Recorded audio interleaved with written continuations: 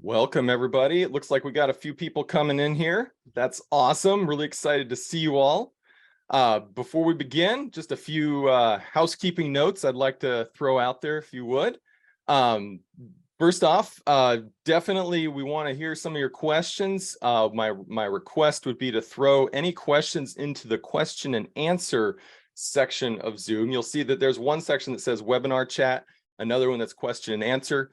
Definitely throw the questions into the question and answer. Our fantastic Zoe's going to be kind of moderating inside those chat, that part of it. Also, it'd be great to know where everybody hails from. While you're saying hello up there, I see a bunch of names flying by. Let us know where you're based. I know we got people from all corners of the world. That's the beauty of online.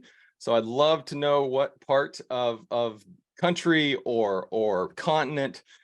If anybody's in Antarctica, that would be the record winner automatically. But let's see if we can break that and win that one out. Just to kind of get started here, as people are filing in, we do obviously have an awesome set of panelists today. We're going to go through introductions in just a moment. As you can see on the slide here, this is about AI in the creative industries. It is a rather hot topic right now. It's actually pretty exciting because the future of AI is obviously becoming a part of what we do in the creative industries, and we want to just have a little chat about that.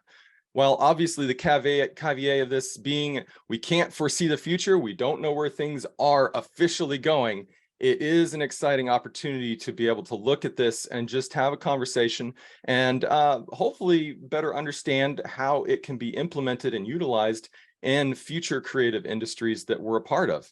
As any tool that is developed for what we do, AI is another one of those categories that's just going to bring such an exciting aspect to what it is we do, making our job and our lives maybe a little easier, but also empowering us to achieve other exciting opportunities.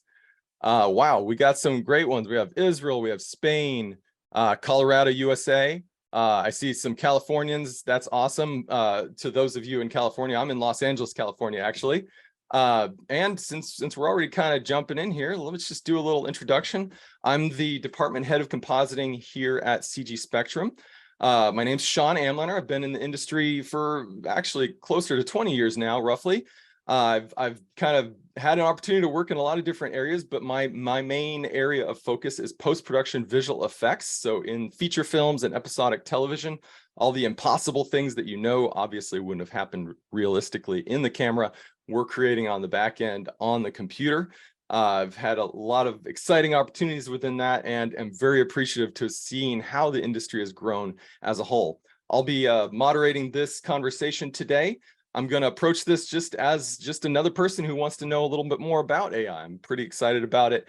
There is a lot that's happening and being developed for what it is we do. So let's just jump in here. Just a quick bit about CG Spectrum. For those of you that don't know, we're a global top-ranked online training provider who offers a number of specialized programs within animation, digital painting, game development, 3D modeling, VFX, virtual production, and 3D visualization. We have partnered with a number of different companies as well as studios across the globe. We have over 170 plus film and game industry mentors. As you can see right there, an 80% job success rate for advanced students who do graduate through us. We have students across 90 countries, so that's a pretty exciting statistic in and of itself. We offer career development services, and we have an extremely vibrant online community. One of the big things about CG Spectrum is community. When you are a part of us, you are part of a family, and we love to interact and involve everybody in everything that goes on within CG Spectrum. All right, just a little bit, as I mentioned, we offer a few different courses, different areas, especially visual effects, 3D modeling, digital painting, game development, animation, visualization.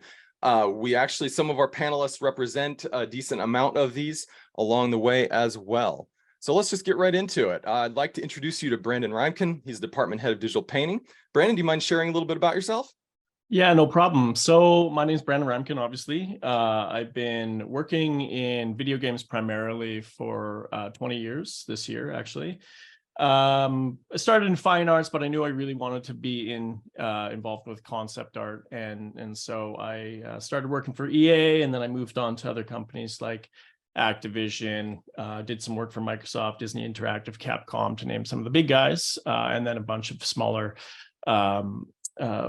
firms and some freelance. So I've got experience across the range there. And yeah, so I head up the Department of Digital Painting, which is concept art and illustration.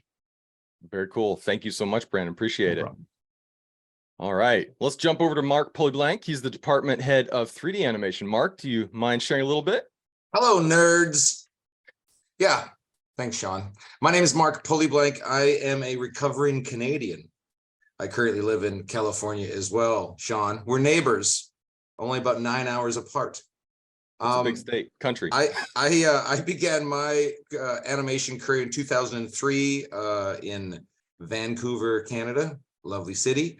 I've worked in Vancouver, New Zealand, now America. I've been kind of, bouncing all over the place. I've had some wonderful opportunities and some really, really good work experiences. I'm not sure, but I think I'm the very first person hired at CG Spectrum, as a matter of fact. So I've been here a while. My beard was not gray when I started. But it became gray about a week after. Anyways, I'm super curious about all this AI business as well, so I'm looking forward to this. Awesome. Thanks, Mark. Appreciate it.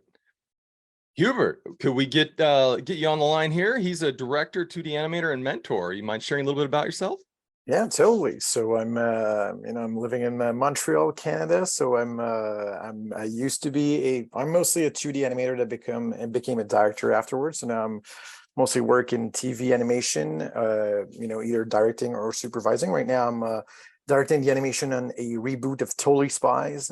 For those of you that might have seen the show, and it's like we're in between generations right now. It used to be a thing when I was younger. I think maybe the younger generation haven't seen the show yet, but we're rebooting it for HBO Max. So it's going to come out, I think, in 2024.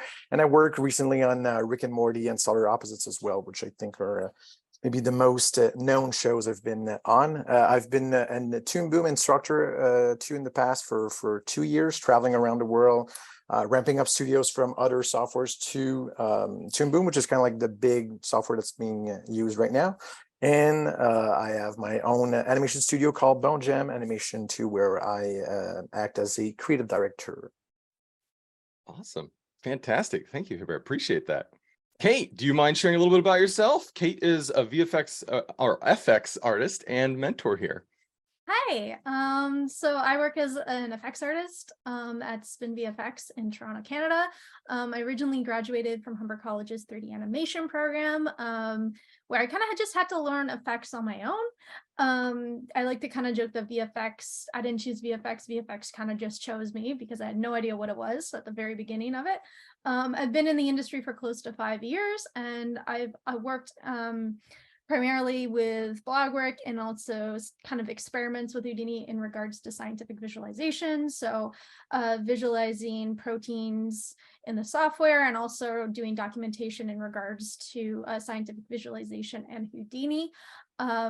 Lately, I've kind of been writing a book on the history of post-production in Canada. So that's been really, really fun. And the latest productions I've kind of worked on have been Marvel's Ant-Man Quantumania, Vikings Valhalla, The Witcher, and Raised by Wolves. Nice. That's awesome. Very impressive. Love it. Thank you so much. Logan, do you mind sharing a little bit about yourself? Hello, my name is Logan Pinney. I am up in Calgary, Alberta, Canada, and I plan to stay here. I'm not going to go down south like some other Canadians that I won't name who were on the panel. But yeah, a little bit about myself is I'm a freelance motion designer and Unreal Engine developer. I started my career in Cinema 4D and After Effects with 3D and 2D animation and motion design, primarily where I lived in the forest at the Hollows Camp for almost 5 years doing that. At some point, I got fed up with offline rendering and said, if it's not real time, then I don't have the time. And I went full on Unreal Engine. I never looked back, and I absolutely love spending as much time as I can inside of Unreal every day. And I'm about 90% there with my Unreal authorized instructor. And yeah, I love AI, and I use it in Unreal. I can't wait to talk about it. That's awesome. Thank you, Logan. Appreciate that very much. All right. Scott, do you mind sharing a little bit about he's also our director of game development here at CG Spectrum. Hey guys, yeah, I'm Scott Bayless. I've been a game guy for I think it's 36 years now. Been doing this since the mid 1980s. And actually, I have kind of a double interest in the promise of AI in the kind of work we do. Way back before I got into games, I was actually an engineer in the defense industry.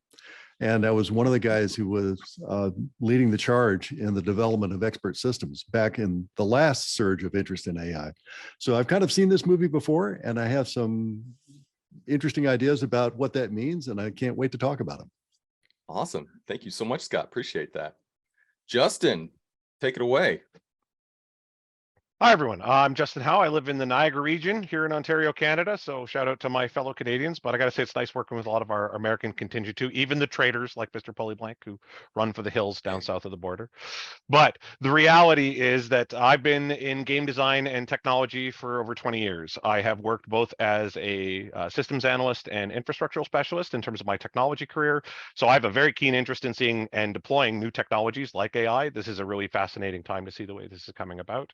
But I've also been in game design over that time, all the way back to like doing pen and paper development, but I've worked with both AAA and indie studios. I've worked domestically and internationally, consulting for companies overseas as far away as China when they were looking at bringing game designs and products to the market here.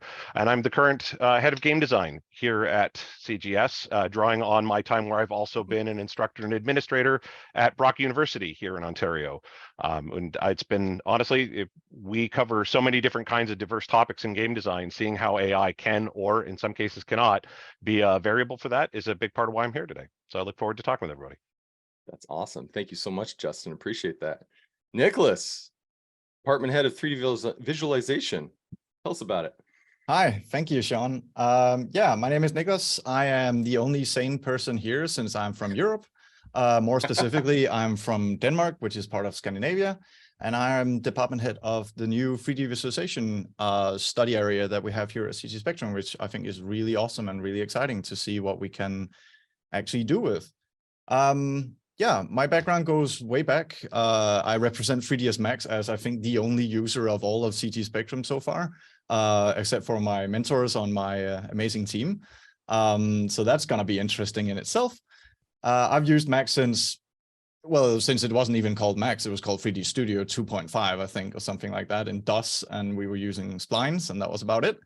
I'm the founder and director of Negative Black, which is my own creative studio. I am a Chaos certified V-Ray instructor. I've also hosted shows for Chaos, like 24 Hours of Chaos and From Zero to Hero, which you can find on their YouTube channels, as well as I have my own little YouTube channel called Chaos Theory, which is all about learning actually visualization for free. So, you know, go and check some of that out if you want a taste of what it is that I do. Awesome. Thank you, Nicholas. Appreciate that very much. Well, folks, that's the panelists. Let's just get straight into it. If all panelists want to throw their cameras on, that'd be great. Awesome. So the first part that we want to talk about, AI in the creative industries. There is obviously a ton of information all over the internet being our pervasive source of truth and maybe a little bit of misunderstanding as well. Obviously, like I said, there's no fortune telling that can happen when it comes to this technology, but on the flip side, we can identify some of the strategic advantages that come out of it, but also just how it affects us as creatives. So the first question I want to throw out to the group: how is AI being used in film and games and other creative industries? Well, in film it is being used extensively in concept art. There's an example I can point to with a movie that I worked on recently. I don't know if I'm allowed to say which movie it is, but it's from a very huge franchise in the world.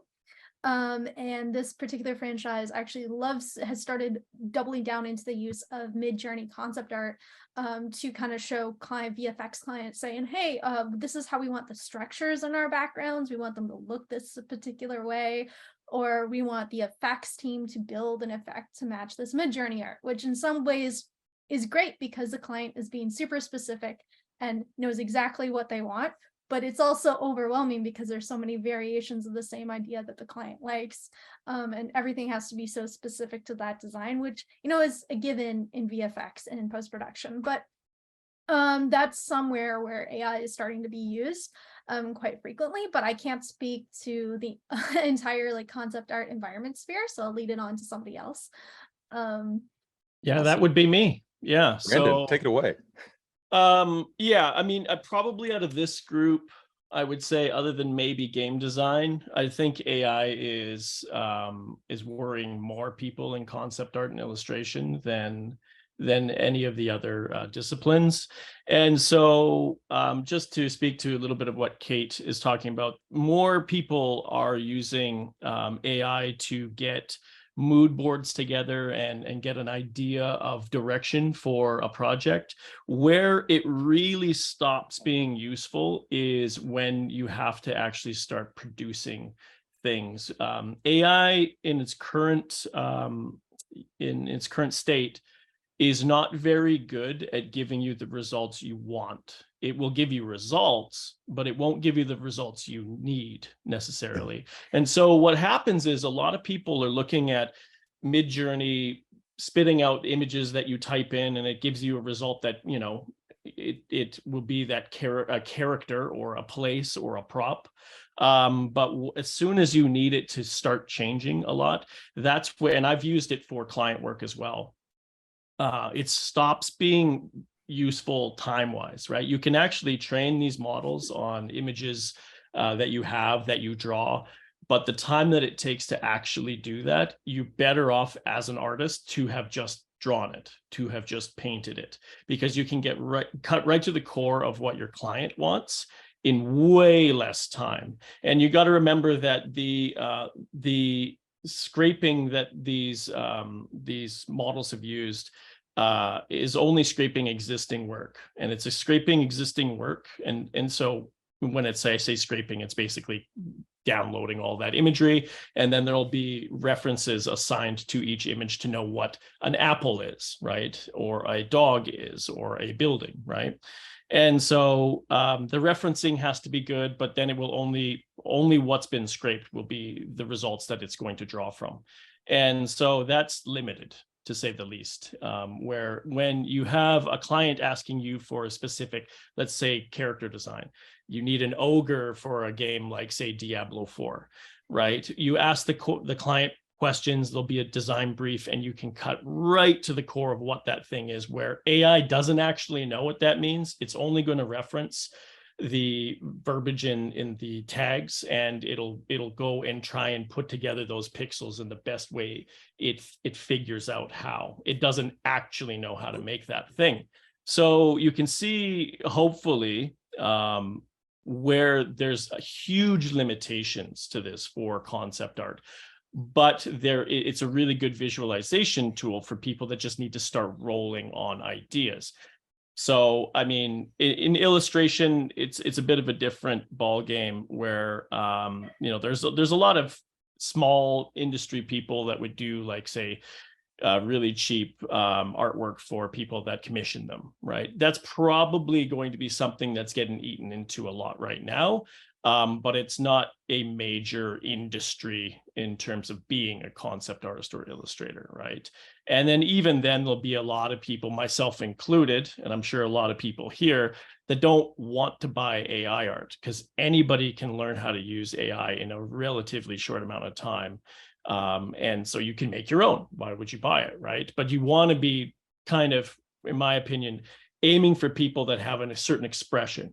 Somebody like Jamie Hewlett of Gorillaz fame draws and creates things a very specific way. And now AI can try and replicate that, but it will never be Jamie Hewlett artwork, right? And so I think people will still want to buy artwork from, say, illustrators that represent their own style, their own experiences, right? So yeah, just a kind of, we'll probably talk more about this, but I just wanted to give my point of view on that. No, that's appreciated. And I would actually venture to guess that also part of that challenge is just the simple fact that when it comes to IP, we talk about IP in the industry and intellectual properties, it's very hard to be able to come up with an original idea if you're just referencing what's already been made. So like that's where it's exciting, because you can also kind of see where it would get you to a certain point, but it might not necessarily get you anywhere near the final project. That's where the human artistic touch might come in. Does anybody else want to throw in? Please. Yeah, I'll just add to that a little bit. I have a number of friends who work for big studios that provide services to major game publishers, and they're all being asked by those publishers to sign contracts that say they won't use AI to produce anything that they do for those publishers. Well, why is that? Well, part of it has to do with ownership of intellectual property. Yeah. Those guys are really concerned about the possibility that somebody would slip a piece of content into a game that they publish that doesn't really belong to them. And there's already precedent too, Scott, right? Because we've already seen legal cases come out of the Copyright Office in the US, for instance, where they've ruled that AI generated images directly were not copyright eligible. They weren't created by a human that owned that content, which I think speaks to your point. Well, and that's a double whammy, right? They could be accused of co-opting somebody else's work, but then also be told that they can't protect the work they published. So while I think Brandon's exactly right, there's a ton of value in using AI as a means to sort of churn through ideas quickly and in some cases in really interesting ways. When it comes to doing production ready work, AI really isn't able to do that. I'd like to jump in there too, because Brandon had mentioned for game design, at least with the research I've been able to do now and sort of seeing where it exceeds. We actually get two parts of this in game design. We both have the mid-journey or the image generation AI that's there, which from a game design standpoint, this is option proliferation or generation. It's giving us ways to better communicate with, quite frankly, our human concept artist and modeler and effects specialists in the video game industry. Like, we need to be able to help realize ideas with them, but there's no scenario where I envision game designers in the near future not then going to concept artists to say, we want something that matches these criteria, or we're getting into the ballpark. Very much what Kate had talked about, where we're able to create something like this. This is giving us a new way to communicate or articulate ideas, recognizing that the very next step is that goes into human hands to get it correct, to get it so that it even starts to move towards production. And we also have the other side of this with things like Chat GPT and the more text-driven systems, and they can't immediately replace what we're trying to do in game design. So much of what we do is there's two parts of that. There's option generation. It can give us lots of things to riff off of, to look at as a way to examine, but there's also use of the generative AI systems for structural information, where we talk about something that we've seen 1,000 times before, like a table of contents for a typical GDD, like a string of code that solves moving a character with a jump. Those types of things are fairly regular operations. The AI can be really helpful for sort of stable case elements like that, and saving us having to manually draft that from scratch. But we're still going to then immediately take whatever it built and tinker, adjust, evaluate. The context component of this is an area, I'm sure we'll talk about this more later, but AI has no, whether it's Midjourney or ChatGPT, it has no basis of context. And that is literally where game designers live. Our job is to create cohesion of context between what the player sees, what the player does, what's the narrative associated with it, what's the art style. We're trying to work with all those pieces to do that. The tool can help us identify or generate choices for that. But in terms of having a final product or sort of replacing what we do, it's just not there yet. It can assist. I mean, Roblox has put out they're making a big lean into creating a tool assist for doing things that are ready for their player generated content environment. That's a big assist, but it's still the human's control of that process that's going to be mission critical. Yeah, and something to add up on to Justin's point too. One thing that I'm almost a little bit worried about with AI is to add on to Justin's point is in film, it's a lot. The clients, when they present an AI concept, they go, okay, match exactly to that. Don't do any variations. You can do minuscule variations, but it has to match the concept art, where it's almost limiting creativity in a way, because let's say if we develop a really cool, creative, actually realistic design based off of the concept art that looks slightly different but matches the scene better, the client might turn around, which has happened, and said, you know what, it's not the concept art, so get rid of the idea. For example, there's this film we were working on, where we kind of we're thinking about the context of the scene. We're going, okay, these characters, they're on the surface of an atom. So what would you see if you looked up at the sky? You would see like probably the electrons changing orbitals in the sky, and then the simulation coming off of that. And that would be really cool and really realistic to show off. But it didn't match the AI concept art, so we weren't allowed to put it in the final film. So there's certain things like that that actually limit, that AI actually unfortunately limits our creativity and scientific concepts when it comes to film. So in the future, we really hopefully there's an AI that says, okay, I present you a picture, but here's the context of maybe like a little bullet point description of things that could possibly match this picture in real life. Like, here's where I'm pulling scientific concepts from, or images from, so AI can actually show its sources, which is the AI that I think that we all want, but we're not quite there yet. Absolutely. Well, that's like contextual reference. I mean, as a compositor, your biggest reference point is looking at real world photography and imagery. When you're trying to replicate a burning building, what are you going to look at? You're going to look at video of burning buildings. You're going to look at the char. You're going to look at the minuscule details. I think that's the contextual reference that might be somewhat missing as it currently stands, possibly. For sure. And I was going to touch on this a little bit later, but in regards to like research and development with AI, it's a little bit harder to do. So I kind of mentioned this in my little bio. I'm writing a book on the history of post-production of Canada. And so I've been trying to document that. So I thought, maybe I can use ChatGPT to pull reference material for that project and, find pictures or sources in order to answer questions. And it's actually almost impossible currently, because I asked it a really super simple question saying, where did Houdini, the software's name, come from? And it gave me completely a wrong answer because I already knew the answer to that question. And when I asked for the sources, it said, just trust me, this is a general assumption that's accepted by the VFX community. And that was not actually true. So unfortunately, the other problem with AI, we might actually lose post-production history because of it, because people might try and pull information from it instead of using Google and looking for things on their own. So that's another place where it could actually limit the creativity of artists to think outside the box and base creativity off of previous advancements. Love that. Yeah. I mean, and this just everything you all are sharing is basically this entire slide, talking about how workflows are changing in the industry, as well as just examples of successful and unsuccessful use of AI in the creative industries. It really does kind of solidify the knowledge that it's there, but it's not necessarily all the way there. Obviously, there's some other areas I would love to hear. Nicholas, can I throw you out there for a moment? And just... Yeah, you can. I'd actually like to propose a different thought process to some of these things that we've already talked a little bit about here, because one of the tools, like so far we've talked a lot about GPT and Midjourney, Stable Transfusion, whatever, right?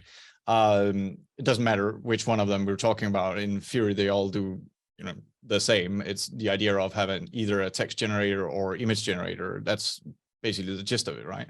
But obviously AI exists in many things. I guess most people, if they've ever worked with anything like Photoshop or whatever, they've probably seen that AI tools is being mentioned more and more and being added to different softwares. And I'd actually like to throw Justin in here a little bit as well. Logan, because Logan, you use Unreal. I actually don't know if you use the path tracer in Unreal. I kind of guess you don't, since you mentioned the whole real-time thing. But in Unreal Engine, for example, Unreal Engine has an optics denoiser, which is AI driven, as well as software that I use with V-Ray, which uses NVIDIA's AI denoiser, and that is used in VFX as well, not just in visualization. So where's the limit? Where's the boundary here? Because if you use a denoiser, which is AI driven, so that's an AI creating parts of your image for you. It guesses or estimates what's supposed to be there.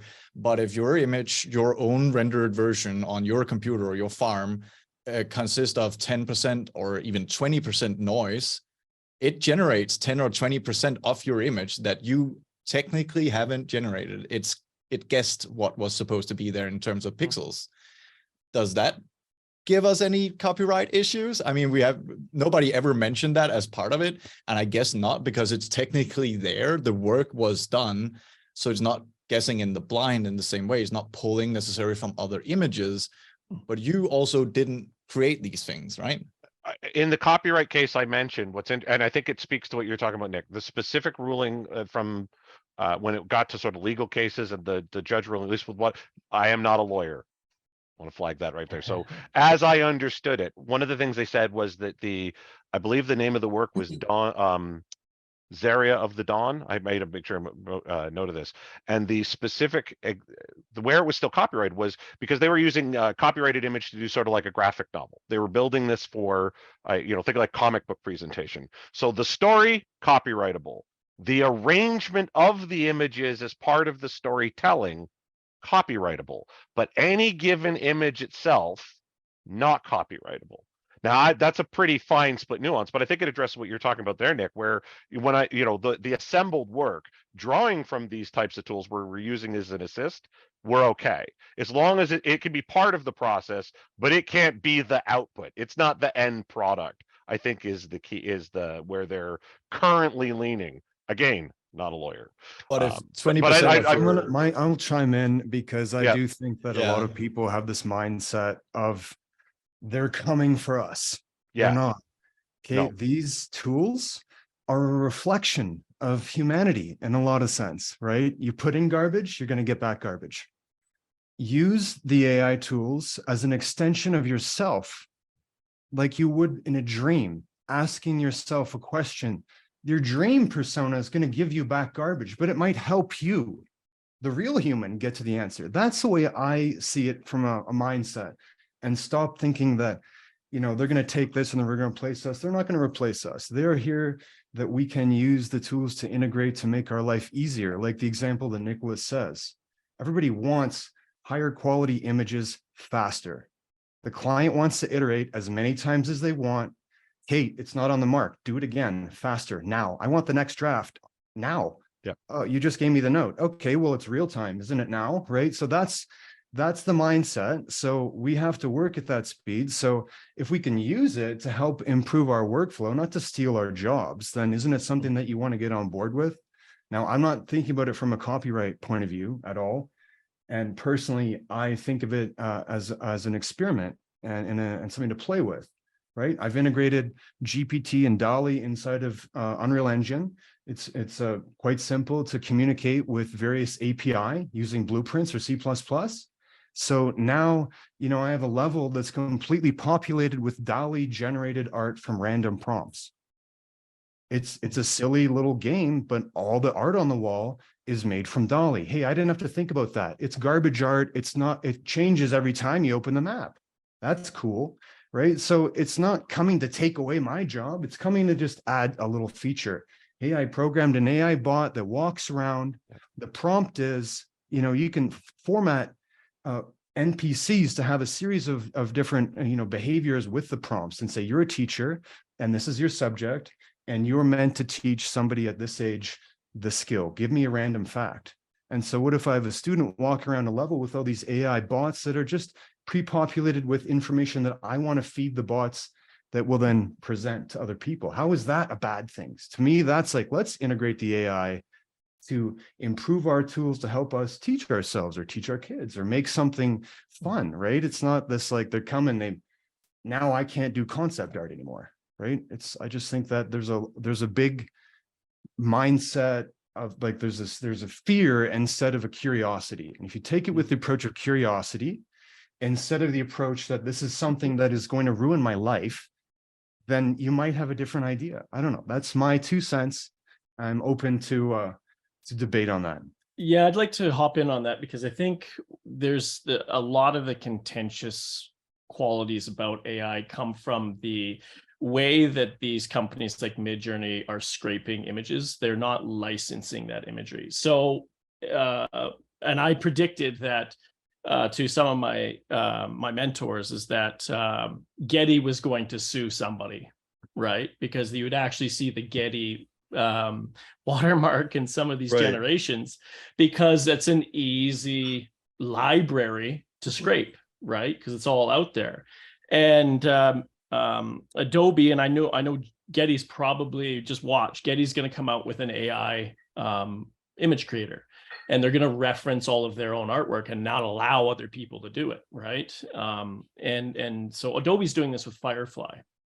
And I personally have used AI in work for client when I didn't, I think to what Justin was saying before, is like, I didn't want to have to paint a jungle, right? That is, if you've ever done it, so time consuming and annoying and boring that it was just easier for me to get a jungle landscape that I wanted. And then I would lay in 3D on top of it. I hand painted on top of it. I photo bashed on top of it. And it was very useful. And I can't wait for Adobe Firefly to come out, and maybe Getty, I would subscribe to these things to be able to use it in image generation for myself, as long as it's been scraped properly, right? But what's happened, and I think to Logan's point, it's very useful in other areas, but a lot of people are focusing on the illustrators that people are just ripping off one-to-one. Like, that is a small section of what's actually happening, which is not great, where people are ripping off these artists and then reselling this artwork as their own. So that's sort of like this small part of the whole AI thing, which is bad, is the illegal scraping of things. As long as it's legal, it's useful, right? And then the illegal, basically, reproduction. I'll pop into the webinar chat. Brian, our head of modeling, sent out a video where this guy who does a lot of, I think it's story writing, went through a lot of what's going on with AI art. So it's a great watch as well, and I'll post that in there for everybody to watch. It's 2 hours, so it's a commitment. Not right now, then. Not right now, but it's a really good look at the pros and cons of everything happening. But no, I mean, I look forward to using AI to help me out. But having used AI in concept specifically, it's just a headache. If you imagine anything that you want to create in your mind's eye and then go and try and produce it right now in Midjourney, you're going to struggle. But if you just want a picture of a cat yawning, it'll do that, right? It'll do that. And so that's great. But Brandon, don't you think it's a question of time, like, before that gets better, like, to generate like better images that are more? For sure. Yeah. I mean, that's sort of something we can't know, but you're already seeing tools from MIT where you can repose things. But here's the problem once again. For you to get good referencing, that is time consuming. To go in, and this is why Getty is going to have a good leg up, and so is Adobe, is because they've spent time referencing a ton on every single image so that you can search and get something that you want and buy it from them, right? But these other, if somebody's downloading just images off the internet and it says untitled 1, 2, 3, 4, somebody's going to have to go in there and reference it, and that's going to take minutes per image.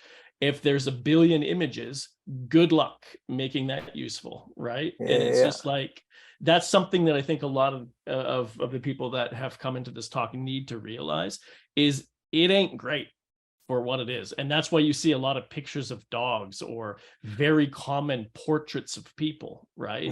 And that there's little to no control over that, other than brown-haired woman with glasses, right?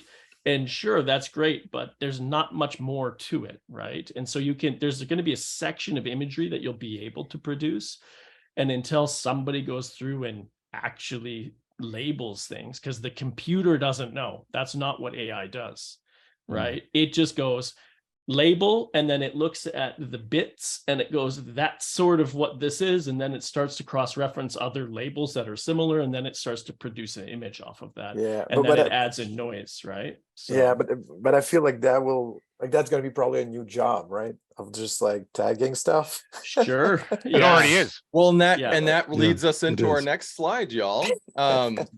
AI as a tool for creativity. Is AI the end of your creative career? Let me just read the 3 bullet points, and then we'll just get in, because I think we're going to be I love this chat. And the fact is, I don't think we're going to hit one answer to anything. Let's just talk and keep going. So is AI the end of your creative career? How can AI technologies enhance the creative process?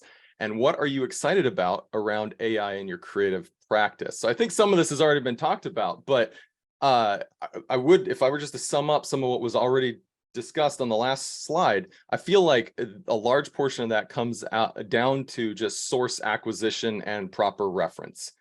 If you're working with properly, let's say, licensed content, you know, basically maybe like a closed loop AI that can source items, you know, like you mentioned, Brandon, Getty images, or Adobe's stock library that they own.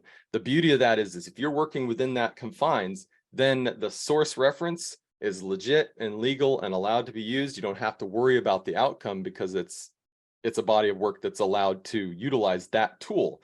But going down to what Logan's saying, I think also it's the beauty of the fact that AI as a bigger picture, it's a tool. It's just like, imagine when humanity invented how to use a shovel, how much more time-saving measure did you get when you could dig a hole with something that didn't require you to use your hands or just a stick? On a creative side of that, Sean, though, like people were all up in arms when they added sound to films because all these musicians were going to be out of work, right? Because you used to go to a movie and there was an orchestra pit. And people were like, well, no one's ever going to go to a movie where there's no orchestra. This is true. That was unheard of. I would love to see that, actually. I haven't been to a movie that's just an orchestra. I've been to a few, actually. I can, if you ever get the chance, go to a movie with an actual orchestra there. I've seen a few like Star Wars and Lord of Rings and stuff like that as well. And I mean, TV was like going to be the end of radio. Video killed the radio star, all that sort of stuff. So I think what everybody's saying here, like the idea that it's going to ruin your creative career, well, it's an iterative process. And when you're working for a client, clients that do know what they want, which is rare, but clients that do know what they want are really struggle to convey it. So it's not only a iterative process, but it's an interpretive one as well. And, you know, I worked for a client one time and I said, hey, look, I'm just doing he was an animation director over at Weta Digital. I said, hey, look, I'm just doing what you asked me to do. And he goes, yeah, you always do, but that's not the job. And that's a really, really, you know, good point. That's not the job. If you do exactly what I ask you to do, then I'll just do it. Like, that's not what I'm looking for from you as an artist. I'm not looking for you to hit the nail on the head exactly how I say it. I'm looking for you to interpret what I want. And some of that interpretive process is by the sense of urgency that they convey it with. You know what I mean? That will change the way things look. And so there's a communicative process with it that it's going to be very difficult for AI to match. So if you're working for a client, it's very difficult to go into, you know, Midjourney and say, I need 30% less suck. You know, that's not something that it's gonna, which has been a note we've many times heard before. Totally. Can't you just get it to look right? But anyways, on the other side of that, like I just saw Linkin Park just did an entire animated music video using AI, and it looks super cool. But you know, if you're doing stuff like that yourself without a client, you can do some pretty cool stuff. I don't know the moral. I don't really have a thought on, you know, whether they're video bashing. I don't know what the hell they're doing, but it's pretty cool. They did it all in After Effects. So if you're gonna if you want to create something and you don't have a client, yeah, go for it. Is it stealing? I guess the courts will sort that out. To Mark's point, too, Mark, because I think you're also hitting there's a big gap between the hype, positive and negative, and the actual. You know, we infer a lot of intelligence, we ascribe a lot of behaviors or what it's capable of because we see something that the output looks smart, looks creative, looks capable to us, right? But it doesn't replace that conversation you have with your client. It doesn't replace what does right mean when you say right? The tool has no context. Again, we're back to context, I guess, but it doesn't have anything for that. And you know, about the orchestra thing, you know, this changes maybe parts of how we work, but outright replacement, it's going to create new jobs. It's going to alter some of the landscape, but it's evolution. You know, Does it evolve our processes? Yeah, I think we'd be foolish not to think it's not going to change things we have. But so did, 3D versus 2D animation. We created we just now have both. We have two different art forms. I think this is going to create new options there. But that hype factor of this now solves a myriad of problems or creates a further myriad, it's just not quite grounded to the tool itself. And I saw some of the questions coming from the Q&A, and I think that that's a big part of this. Like when we talk about what it is now versus what it is downstream, there are still some hard limitations. It can get better and better at helping us, but I think when we start talking about it as using it as an outright replacement, that seems like a very dangerous proposition. I believe someone will believe that and do it, but I don't think the results are going to be what they hope for when they do so. Like it may seem good for a short while, but if it's very good at generating this type of bulk information or repetitious information, creativity thrives when we have differences. It can't just be the sameness over and over and over again, because then it doesn't have a market. It doesn't have an audience. I think that in of itself starts to build in some limitation for where it's going to get used, even as it evolves. But that is just my opinion. It's a know-how thing as well, though, right? So I've said this to some of my students that are worried about it. If it came down to a Mid-Journey artist creating something, who's going to be better at it after the 2 days you learn how to create prompts, right? Absolutely. Somebody that knows about lighting, composition, texture, everything that an artist has to learn over time, or some random other person that has no idea about these things. They won't know how to curate the thing. They'll be That's an putting in excellent some point. very They basic They won't stuff. know what good looks like. No, and how to fix it. Yeah. And so that's the other thing is like, if you get something that's mostly the way there, but say, typically right now you get like 100 fingers on a hand, that'll probably be solved, and you can already do that in negative prompting. But if I just needed to fix an eyebrow or something, the people that cannot paint are going to painstakingly be trying to fix that thing where I could have just gone right and fixed it.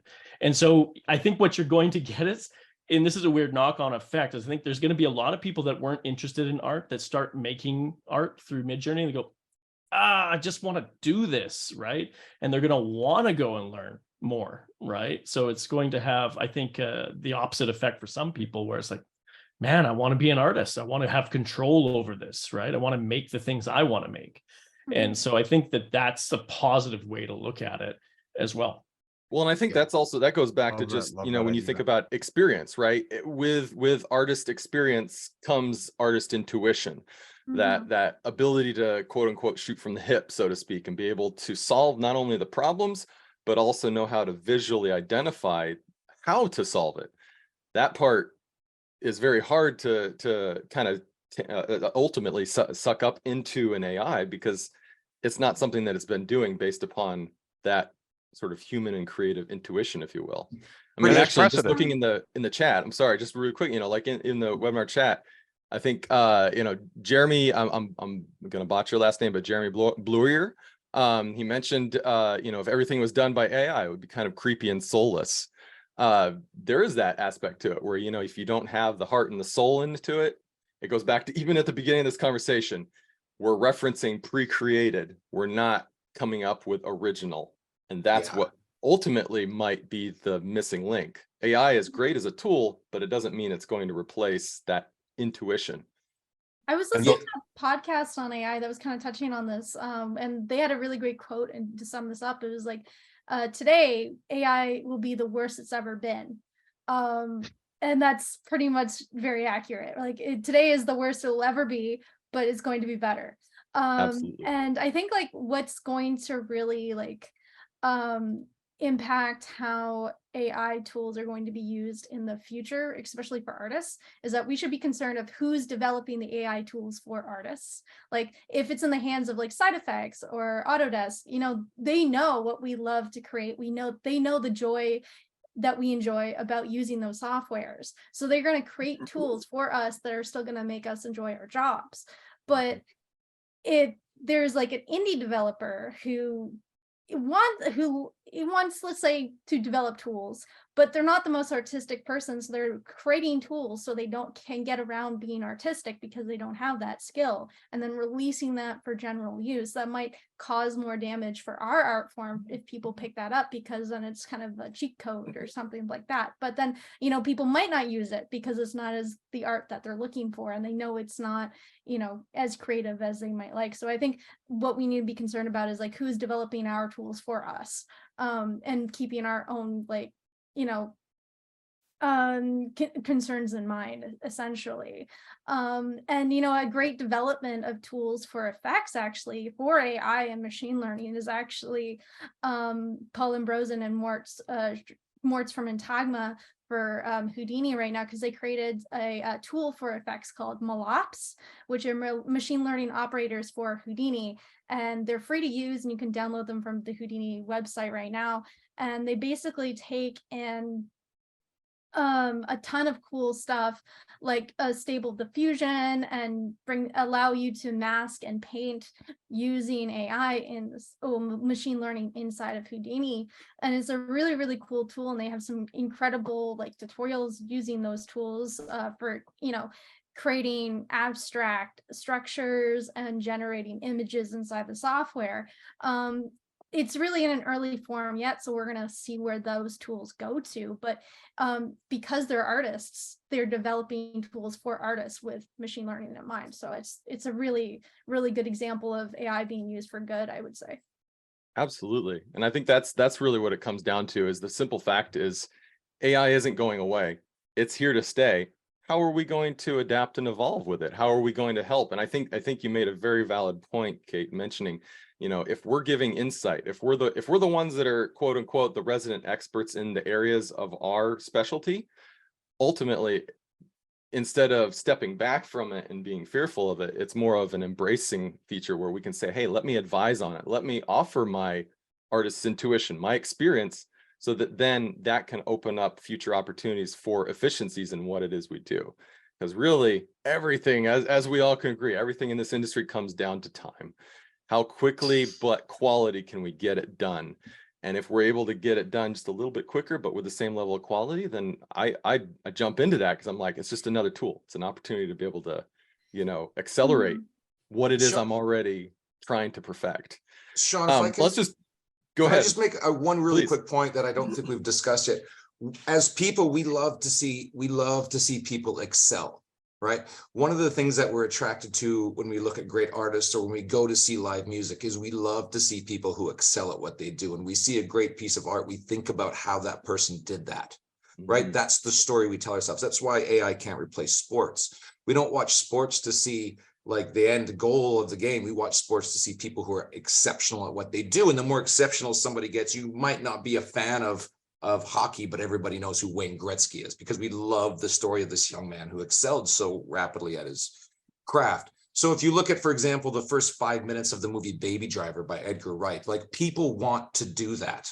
You know, AI can't replace, like, you could do a week-long masterclass on 5 minutes of film on that thing, how he combines music and cameras and composition and lighting and all of the things combined. We love that because we love the fact that somebody sorted that out, and we want to, it captures your imagination. We want to believe that we could also do something fantastic. So AI won't ever replace that feeling, you know? Absolutely. I love it. So, you know, that just leads right into this, the future of AI in film, games, and publishing. So just a few topics here. What emerging trends and technologies will shape the future of AI in our industries? Well, the bigger answer is we can't know what the future looks like, but we can also help to shape that future.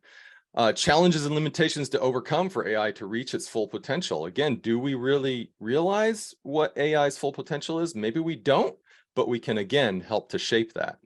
Also, and y'all are already conversing on this, the ethical considerations and the responsibility of AI and how it impacts these industries and the world as a whole. Y'all want to just kind of jump in just a little bit, talking about future forward? What's the excitement? What's the trepidation? What's, you know, where are you pointing? Well, I have a little... oh, sorry. Do you want to go first? Yeah, I have a little thing for it, because I saw someone mentioning the idea of just kind of trying to tie it in with the questions from before as well. with the how's our jobs going to change and all of these things, right? And the concerns, especially if we're going to be replaced. I think Brandon kind of put it pretty good with Midjourney and all that. You kind of need to be an artist in order to actually use it well, or at least to have a chance at using it well as it is right now. Some of those things might change just a little bit in the near future, and that's fine. But you definitely still need the artist touch in some way or form, right? But I actually like to point this question kind of back to you, Sean, because you're a compositor, right? And you probably love rotoscoping, I bet, because everybody loves rotoscoping, right? Who are you talking about? I'm sure there's people out there who might actually enjoy rotoscoping for whatever Absolutely. reason. It's a cathartic experience sometimes, depending on what. And that's fine. That's very zen, right? But one of the things that we're obviously seeing in AI tools is like magic masks kind of tools, like auto rotoscoping tools. And I think Nuke has one, DaVinci Resolve has one, After Effects, so Adobe has made one as well. They're all somewhat useful and somewhat not useful, and they'll bound to be better and get actually good at some point. That's probably pretty fair to assume. And then asking the question, well, is that bad that we might get rid of the job of rotoscoping? I mean, we've been doing this for a lot of different type of jobs, not just in the creative industries, but I mean, come on, wake up. We've had the Roomba around for God knows how long now, but we still haven't gotten rid of the job of cleaning. It still doesn't really do that as well as it could. Now with AI, maybe they can actually make it smarter, because mine sure isn't.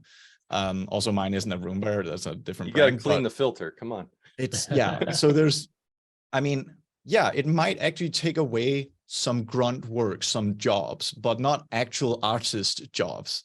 It'll change your job. It'll take away some of the grunt work that you used to have to do. But now instead, you as the artist can focus on other more important things.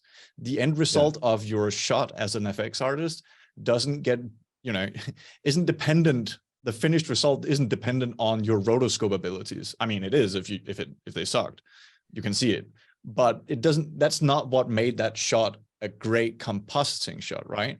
I mean, it's the creative use of how to implement all the things together and all of that. The rotoscoping part of it is just a small part that was necessary to get there. And if we could remove that, you can start focusing more on blending the colors, the lighting, matching stuff, looking at references or whatever.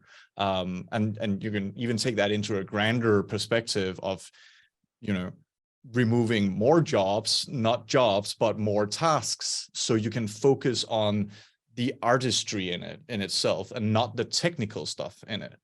I mean, I dream of a day where we just have to prompt very simple things and it'll do all the legwork. And then I have to do the interpretation, the human part of it.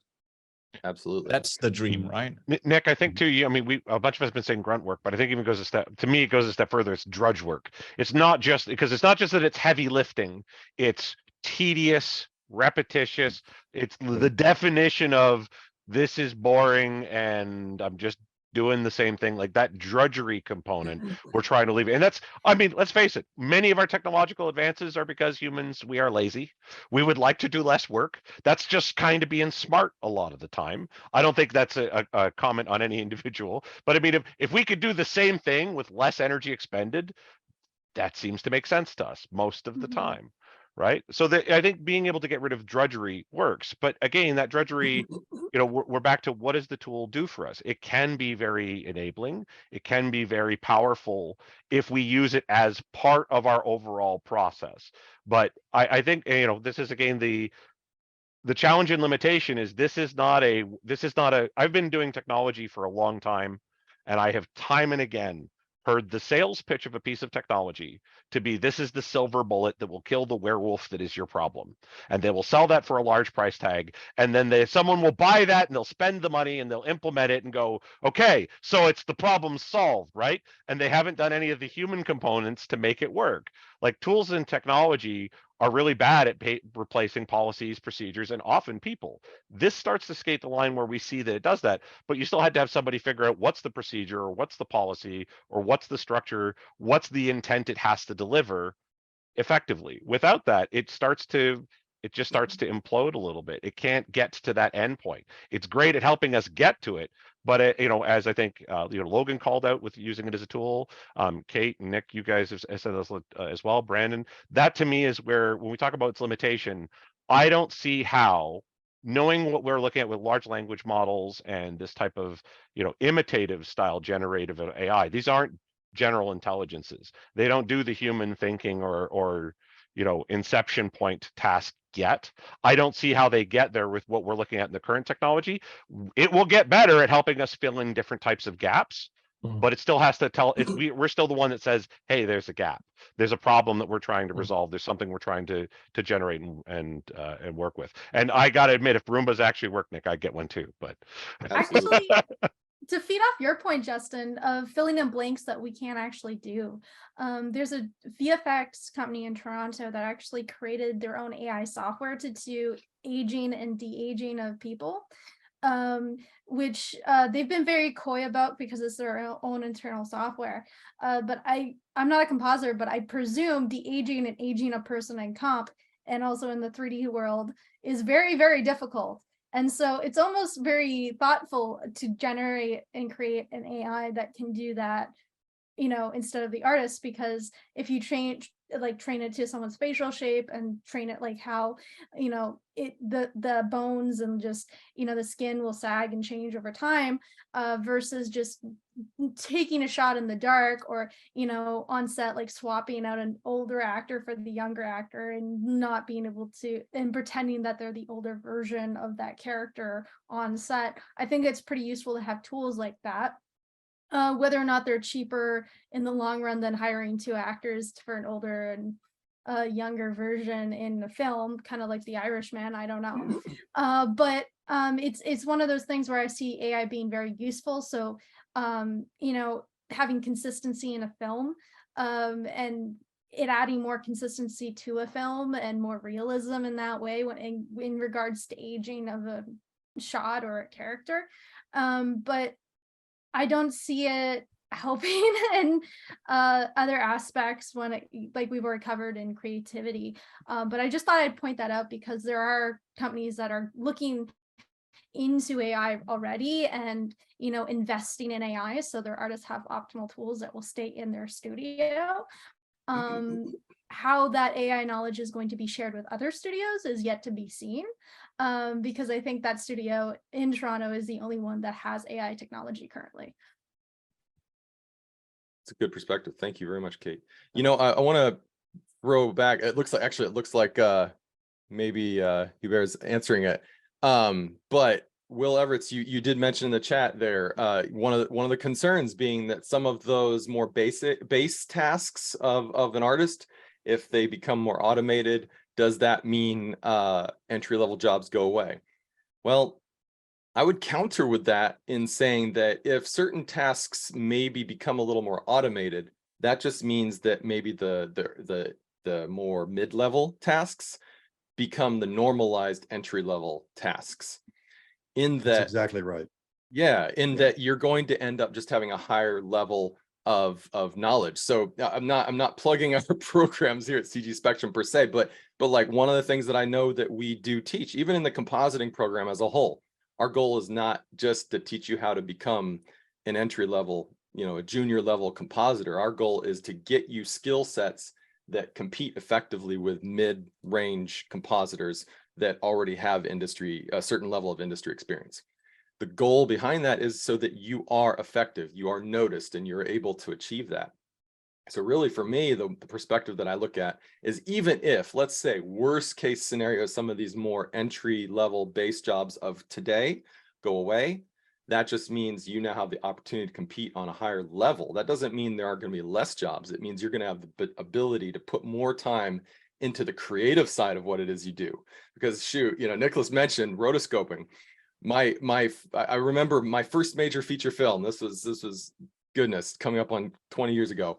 It was a thing where I spent, I think, 48 hours rotoscoping something. And by the way, this was when I first started drinking coffee. Even like it was the thing where I was up for 48 hours rotoscoping the thing, and I only spent 3 to 4 hours finishing the actual composite after that, because there wasn't enough time but I spent all that time rotoing.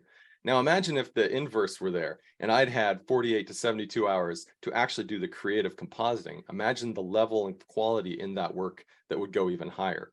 So to me, this just only opens up additional opportunities. And the simple fact of the matter is entry-level positions, which have gone all over the world, it doesn't go away. It just means that it evolves in the tasks that you're going to be doing in those entry-level positions. I think Anyway. too, like motion capture is a really good example of, like, it's a pretty good anecdote for that. When motion capture is coming online, animators were pretty threatened by it.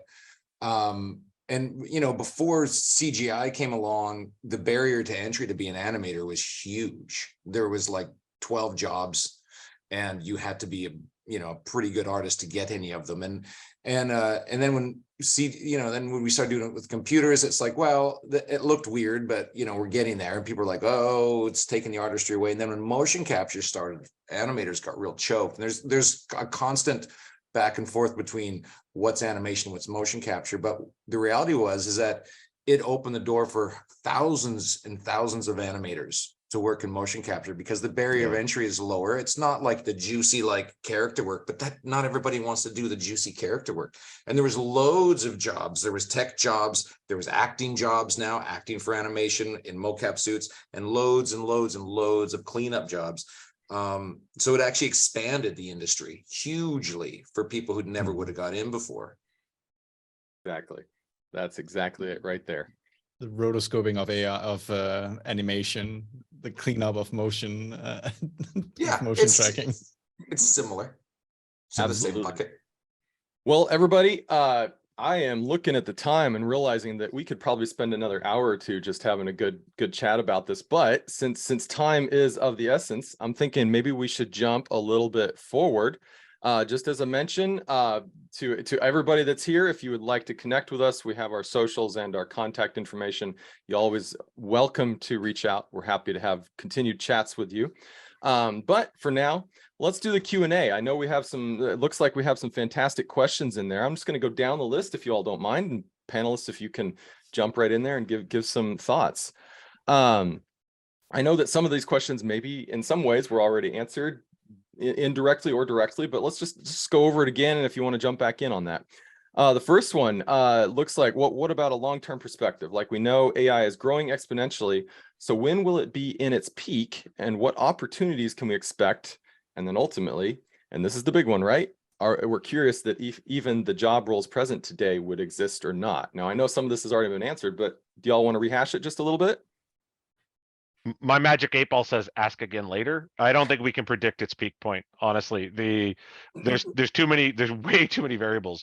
But like with any technology, I think we're just going to see iterations and versions. We're going to see splits in the way that this works. I think that if it replaces some jobs, I think we are, again, just drawing from history. I think the likelihood is we see other jobs spin up. We have precedent for all of these types of applications.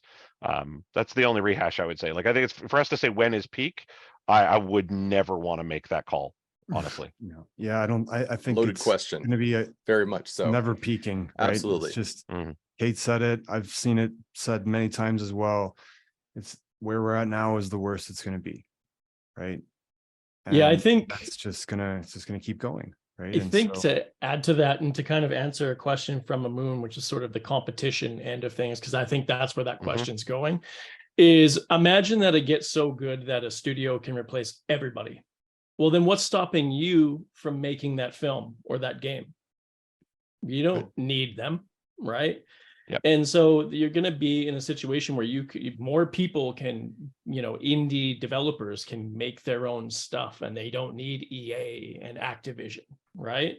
So if you can make your own stuff, then great, right? You should be happy about that. In terms of competition, commercially, you better know what you're talking about in terms of writing, and you better know what you're looking at in terms of art, because you're not going to be very good competition to people that do know what they're doing. Not to say that you can't throw your hat in the ring, but that's why we practice. That's why we go to school, right? That's why we learn things, is to understand what it is we're doing, right?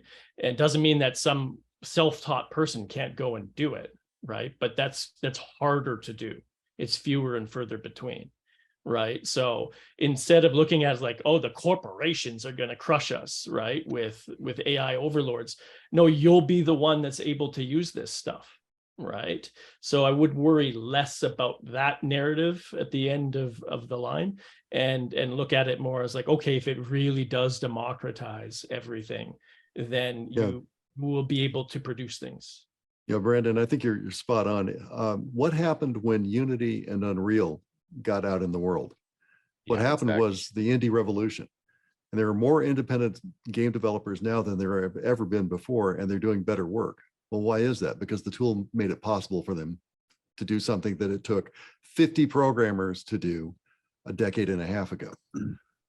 And we're going to see the same kind of thing happen here. What we're doing is magnifying the leverage of the individual creator, which is extremely exciting. Yeah. And there's ebb and flow, right? Like, I mean, even we talk about the video game industry has had surges, and we're seeing where they're finding new equilibrium. It's not static. I think we always like to view this stuff as point in time, or this is how it is. We do that side because that's how we perceive it. We sample it, but this is always just going to be coming and going as new components, new tools, new technologies cycle in and out. Like you always want to be aware what's there. But I think, I saw another question about, should you be prioritizing learning AI at this point? I think as part of whatever domain you're in, I think being aware of what it could do for you. I don't know if I'd say prioritizing, but I would certainly say you don't want to ignore it. Like ostriching is clearly not the correct solution here. But that's not the same as it's what you're after or what you're about. There's other ways to understand what it provides as capability and draw that into your suite of skills. And again, there's tons of precedent. This isn't a new phenomenon, even though AI is offering some very different places where this is happening. I agree completely with Justin and with Brandon. And the point is, don't go live under a rock or put your head in the sand. Be aware of it. But why we are all here and why CG Spectrum, fundamentals, foundations are going nowhere. I don't care if you're an Unreal, 3DS, V-Ray, Octane, Redshift, whatever, Path Tracer, real-time, 3-point lighting's 3-point lighting. Right? If the shadows are coming across from themselves because you don't know how to light, fundamentals always, right? So use your knowledge of the fundamentals and the foundations with the tools coming. Be aware of them, but prioritize your base before you prioritize all the fun stuff. Everybody wants to grab that new plugin. If you don't know how to animate, who cares, right? Like you don't know how to keyframe, you go and grab Red Giant particulate or whatever, you're throwing that into After Effects or some, fancy thing on the marketplace. You don't even know how to use sequencer. It's not rendering. Well, yeah, of course, right? Let's go back to day one. So that's why I think the priority is your education. And then the secondary is awareness of what's happening within the industry. And just being willing to adapt to the new tools. I mean, think about every single software release anybody's ever used. When you get a new full version release, it's new tools. We're fighting that right now with Unreal, right? We got 5.1, 5.2, 5.3 in 5 minutes. Holy crap. I can't keep up. Exactly. So I'm just trying to keep up, right? It's AI. What about Epic? Slow down. But that's the exciting part, right? Because also, it's never been a better time to learn. Oh my goodness, it doesn't get boring. It doesn't get boring. No. And look, I think everybody's idea, going to agree. As artists, your entire career, look back. Were you ever sitting there thinking, "Man, I'm so bored. I'm tired of doing what it is I do"? No. I mean, the reality is, if you're constantly going after the new tools, you're constantly learning the new technology, you're challenging yourself to rise to the occasion and get better at what it is you do. The simple fact is, this is an additional future opportunity that's going to open. We don't know answers to what, but it's going to open some opportunities, and it's going to open new doors that at this moment we can't even predict. It's pretty exciting. Let's just go back to the questions then. Let's say, let's do this one. Would AI create more competition commercially, as it would become more accessible to everyone to generate results that are comparable to those who spent many years in the industry learning the traditional ways? For example, keyframe animation and versus AI animation. Well, I think that was kind of answered, but do y'all want to throw in just a little bit more? I would say, even as an effects artist, if you're comparing keyframe animation to AI animation, there's a huge difference there. There's something called time cause and effect and timing and comedic timing that AI just doesn't grab. And I'm sure our animators here can definitely crunch in on that as well. And the same goes for effects, because if you need a comedic explosion or you need something dramatic like an Oppenheimer bomb going off, you're not going to get that from an AI. You're going to get that from an artist who's like, okay, when the VFX supervisor says, okay, on frame 24, I want the explosion to start, and then I want it to reach its max point at like frame 26. Like an AI is not going to be able to do that, right? And especially if like a supervisor says, hey, add a little bit more dispersion onto something, AI might go, okay, add all the dispersion onto something, and that's going to mess up the simulation and the flow of it entirely. So it might not understand by reduce dissipation by 15% or some weird note like that. So and also animation notes when it comes to, okay, maybe create a walk cycle. It may not be able to create a walk cycle properly, but I'll let the animators chime in on that. Well, I think also that, just jumping in on that, it's like Mark was talking about, it's motion capture. When motion capture came into play, that was suddenly a huge shift in career opportunities. I don't see how, like imagine if you're doing motion capture and they say, okay, we need it to look more, comedic. We need it to look more cartoony. We need to make it look more realistic, and it needs to be a live action, action movie. It enters the uncanny valley, right? And because the Polar Bear Express, I think, was like the first movie to just use motion capture for animation, right? And it's very uncanny valley because it's animation, but it's uncleaned mocap, right? So you get weird little things happening. It's a beautiful movie, but it's a very cool concept of its time, which might feed into, again, the AI thing of AI generated animation. There's never ever been shortage of garbage work out there. There's never been a shortage of it, and there's never been a shortage of it that has its place. And I'm not saying garbage work in that like it's done for the wrong reasons. I'm saying garbage work because we set a value on things, right? There's a reason why, when they started doing, when animation was in its heyday, it was the Disney and the Fleischer brothers that were doing it, and Disney and there was no place to see it other than a movie theater because television hadn't been invented yet. And the Fleischer studios in New York could not keep up with the Disney studios. They just did it better. And the reason why they did it better is because they lost money on all their films. Disney did. They never made a profit on the films. They just put more into it. And then when TV came, they used limited animation, and the Flintstones, all that kind of stuff, just one part of the body would move, would be the arms or whatever in the mouth. So I don't mean that that's garbage work, but there's a reason why that stuff's kind of throwaway and doesn't last.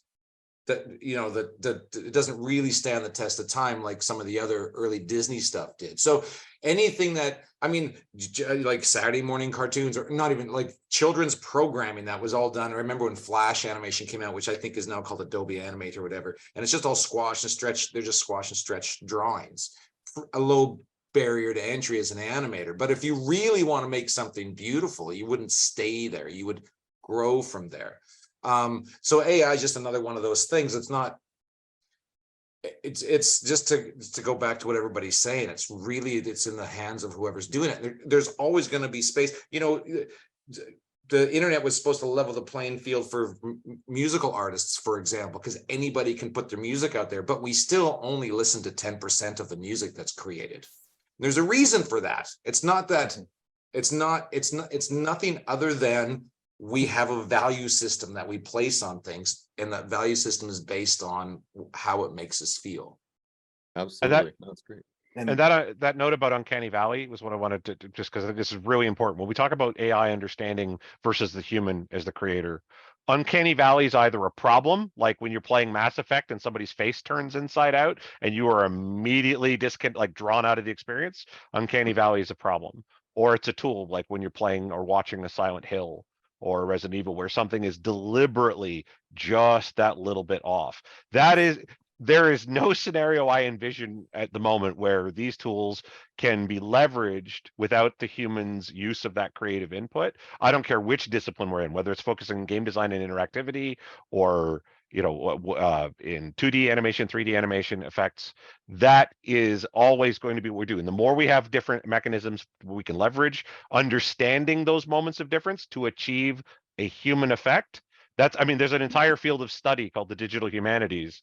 That's what that's about, is to understanding how do these tools influence or technologies influence our interpretations. That's where we live as creators. So sorry, Absolutely. I thought the Uncanny Valley thing was a pitch Yeah. perfect note for No, that. it's Yeah, but good. Y'all, er, I'm going to actually interject because we got a pile of questions. I want to make sure we Yep, have sorry. a chance to answer a few more of those before time's up.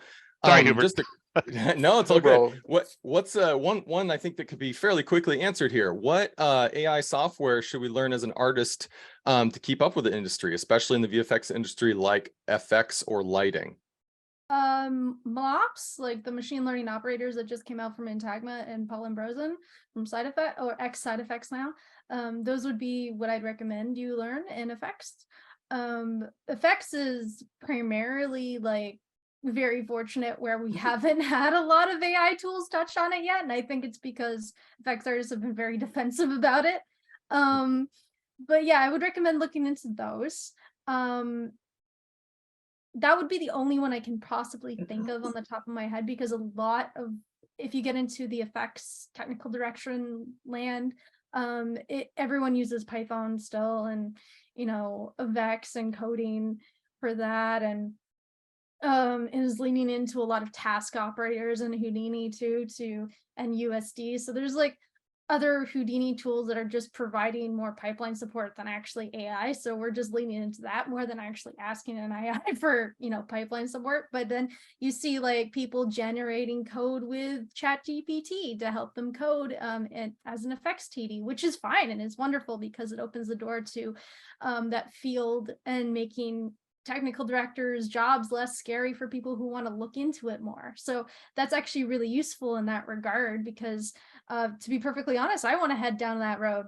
So ChatGPT and like, you know, AI prompts have been really helpful of like, okay, this is how I can deconstruct Python code. But again, the machine can't tell me what sections of that line of code mean. So I have to go study that on my own. So there's, in effects, that's what pretty much there is now. I don't know what there is in any other department.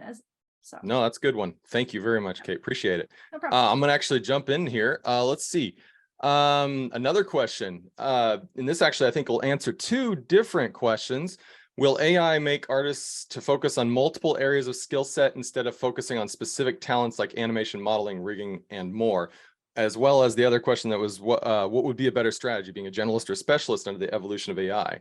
So do we want to know everything as much as possible, or do we need to specialize in a certain area and become the resident expert? You still need fundamentals.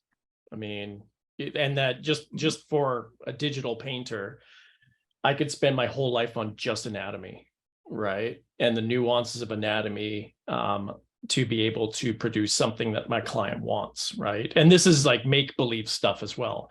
So make the demon or the zombie or this, you know, magical creature. I have to use a ton of skill set and memory to figure out how that'll work. Once again, AI is not, you know, somebody's going to have to be typing all that in on individual images, and it have to be good enough for me to use at a point, right? So the intelligence part of AI, I think, as Justin has pointed out, is overblown. It is a mechanical way that it's producing these things. It's not coming up with, you know, brilliant new directions for things just out of thin air, right? Right. So I think that is something to consider in no matter what. I mean, something like rigging, maybe you could probably get into an AI figuring out the best way to weight something, versus modeling. That's sculpture, right? That's knowing volumes and again, form and anatomy in certain cases. So you still have to know, going back to what I said before, you have to know to be at the top of the heap competitively. Otherwise, you can try and mess around as sort of someone that's never tried it before, and maybe you'll luck out, right? It's like monkeys on the typewriter making Shakespeare at that point. Creative people are driven to create. What you do is probably most likely going to choose you, whether you're a journalist or whatever. You're still going to, like, in the deepest depths of the night when you don't have to do anything, you're going to do the thing that is most likely to, blow up your skirt, as my father would say. Absolutely. So let's go jump into another question here. How about sticking to an older version of AI or software for a specific project and only upgrading after you've completed that project? I'm going to answer that one. Having been in production, most studios tend to lock versions on the project they're on. So whatever the software they're using, they're going to lock it to ensure that from start to finish of that specific contracted work, there are no uninterrupted surprises, because as a new version comes, new tools come, and suddenly something breaks in the custom-made pipeline. So yes, what you're saying is exactly what a large portion of studios tend to do historically, past and present, and I would be shocked if they didn't continue to do it in the future. All right, so let's see. Another one. We mentioned that entry-level jobs may evolve into a new form. Maybe mid-level jobs become entry-level jobs in the future. Does this mean that the artist that being an artist continuously becomes a luxurious job? Because it's going to take more time to learn more knowledge in order to enter the market. Not necessarily. I'm personally just jumping on that one too. I think that's more of a simple fact that as the baseline adjusts, so does the expectation. Does anybody else want to chime in on that one, or counter? Maybe I'm wrong. I didn't own a computer when I got into animation. I'll just say that. I was a 2D animator, and at that time they were saying 3D animation is going to put everybody out of jobs because there'd be no in-betweening jobs and all that sort of stuff. So I think it's, from my experience, that there's new jobs and there's different jobs, but there's definitely a time where you have to, like, there's going to be you're going to have to constantly be upgrading your skill set. Absolutely. And that's the definition of an artist in general, right? There is no point in your career where you can get to that point and you're like, I am on the top of the mountain and there's nothing else I need to learn. Because again, just even new software came out and now you are already behind. New techniques evolve. Different studios do have different processes and procedures and how they execute. So yeah, absolutely. All right, so let's see. Because of AI, would it be hard to find or get jobs now? Would there be a limited position for upcoming artists, do you think? Or do you think there can be more expectation on what you can do work-wise, so it would be hard to get the position? Anybody want to give a quick, short little answer? I feel like we've already kind of hit this around with, like, Agreed. what you've said, Sean, like, no, we're not rotoscoping. We've moved beyond that. Your job is now working more on making sure every rim light on every character is fitting perfectly for your comp, right? Like, that's Absolutely. better use of your creative time. Maybe that was handed off to the medium guy and the intro guy was only rotoing.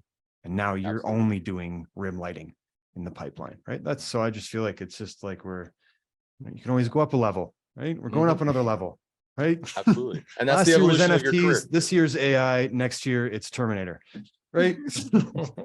Absolutely. No, that's good. Another question here, which I think has already been answered, but let's just throw it out there so everybody hears.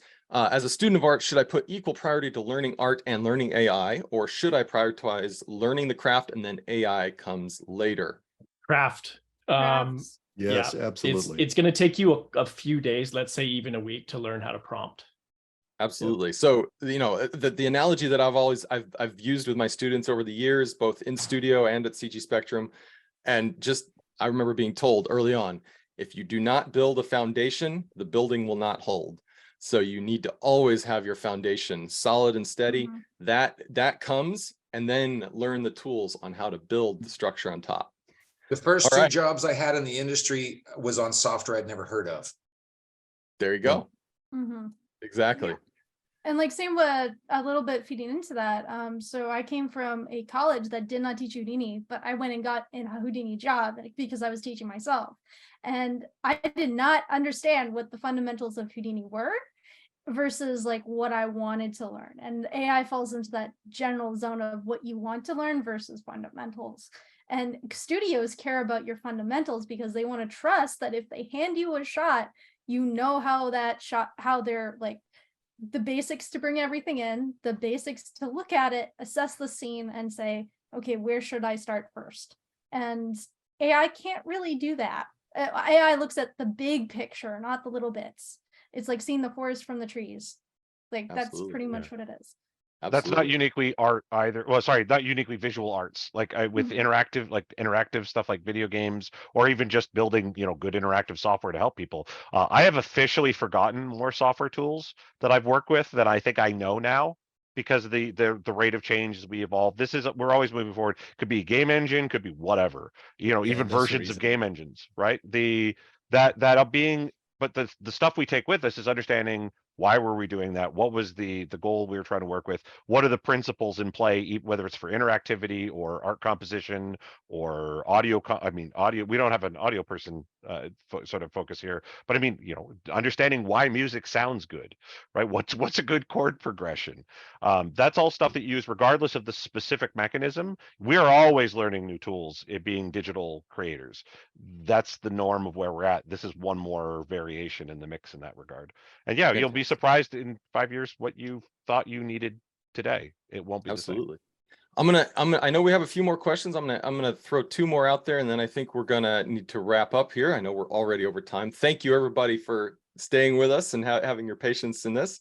One of the questions: do you think AI will have an important place in the coding part? How will it affect TDs? Well, I think we already answered that, but Kate, you want to jump in? So yeah, it's making it easier for TDs, from what I understand, where I've kind of heard a mixed bag. Some TDs are like really excited that those tools exist and be like, if I forget how to work, if I'm just starting out as a junior TD and I forget how a matrix works, I can just use ChatGPT and it'll give me an example.